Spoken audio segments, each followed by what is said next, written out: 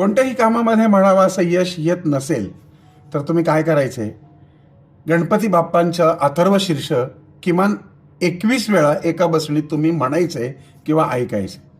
त्यानंतर दुर्वा ज्या असतात त्या 3-3च्या दुर्वा असतात, 3ची एक दुर्वा असते, अशा साधारणपणे 108 दुर्वा किंवा 1008 दुर्वा, प्रत्येक दुर्वा अशी बोटाच्या चिमटीत पकडायची आणि ओम गणपतये नमः म्हणून त्या गणपतीच्या मस्तकावर किंवा त्या गणपतीच्या पायावर किंवा त्या गणपतीच्या सोंडेमध्ये अर्पण करायची. प्रत्येक वेळेस ओम गणपतये नमः हा मंत्र म्हणायचा आहे. म्हणजे अथर्व शीर्ष म्हटल्यानंतर तुम्ही ज्यावेळेस अशा पद्धतीने या दुर्वा अर्पण करता, हे सगळं झाल्यानंतर आपण हात पसरून, पण हात असे नाही पसरायचे, हात अशा पद्धतीने पसरायचे आणि गणपती बाप्पांना आपलं कार्य पूर्ण होऊ दे असं म्हणायचं.